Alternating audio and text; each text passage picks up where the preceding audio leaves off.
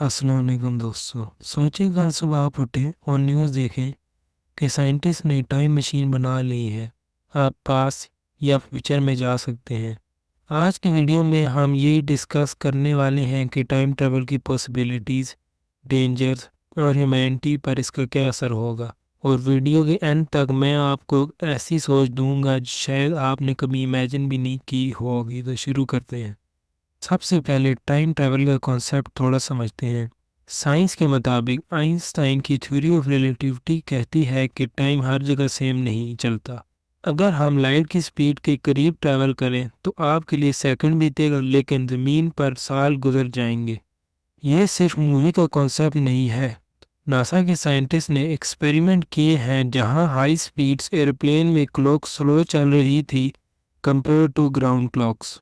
सोचें, अगर हम स्पेस ट्रैवल और हाई स्पीड टेक्नोलॉजी कंबाइन करें, थियोरेटिकली फ्यूचर में आप अपने लिए टाइम स्लो करके एज रिवर्स या फ्यूचर एक्सप्लोर कर सकते हो। लेकिन ये साइंस की एक साइड है। अब इमेजिन करें अगर हम टाइम मशीन बना लें तो हमारे साथ क्या होगा। सोचें, अगर आप पास में ट्रैवल कर सकते होंगे तो क्या करेंगे। अपनी फैमिली या किसी फ्रेंड को किसी एक्सीडेंट से बचाएंगे, हिस्ट्री को चेंज करेंगे, जैसे कोई वॉर रोक लें या कोई वॉर हो ही ना। लेकिन यहाँ पर एक प्रॉब्लम है, पैराडॉक्स। अगर आप पास में किसी को बचाते हो जो फ्यूचर में आपको मिले किसी नुकसान को रोक दे, तो आप खुद का प्रेजेंट ही चेंज कर दोगे और शायद आपका टाइम ट्रैवल का रीज़न ही ख़त्म हो जाए। इसका मतलब है हर छोटे से छोटे चेंज का भी बड़ा इम्पैक्ट हो सकता है। साइंस फिक्शन में इसे कहते हैं बटरफ्लाई इफेक्ट।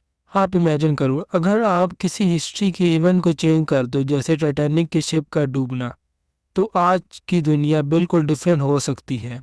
आप खुद का एग्जिस्टेंस भी रिस्क पे डाल रहे हो। चलिए अब एक पल के लिए सोच लेते हैं, अगर आप फ्यूचर में चले जाओ। सबसे पहले आप सरप्राइज होंगे टेक्नोलॉजी और सोसाइटी के लेवल को देखकर।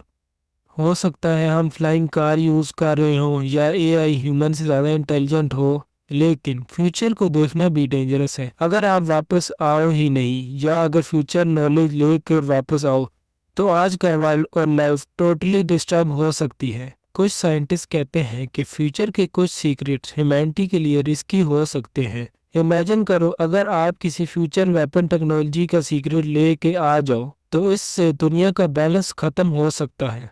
टाइम ट्रैवल का फ्यूचर एक्सप्लोर करना एक्साइटिंग भी है लेकिन रिस्की भी है। ये पावर के साथ रिस्पॉन्सिबिलिटी का सबसे बड़ा एग्जाम्पल है।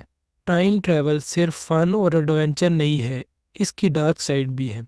रिच और पावरफुल लोग पास मैनिपुलेट कर कर और ज़्यादा भी पावरफुल हो सकते हैं।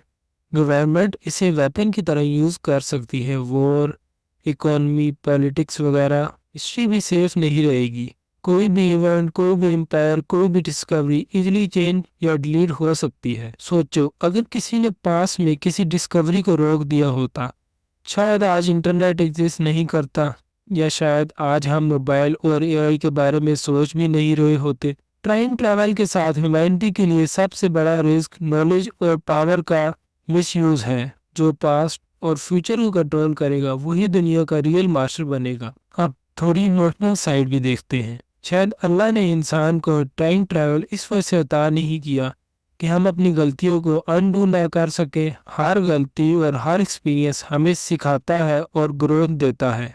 अगर हम पास में हर वक्त जाकर अपनी गलती सुधार पाते तो शायद हम कभी मैच्योर ही नहीं होते, कभी असली जिंदगी का टेस्ट ही नहीं लेते। अगर हम फ्यूचर देखकर अपनी चॉइसेस एडजस्ट करें तो शायद हम अपनी लाइफ का प्रेजेंट मोमेंट मिस कर रहे होते। तो शायद बेस्ट टाइम ट्रैवल अपनी ज़िंदगी को प्रेजेंट में जीना और गुजारना है।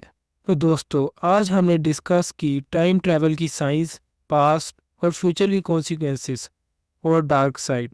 अब मैं आपसे पूछना चाहता हूँ कि अगर आपको चांस मिले तो आप सबसे पहले पास्ट में जाएंगे या फ्यूचर में। अपनी ज़िंदगी का एक मोमेंट चेंज करेंगे या दुनिया का।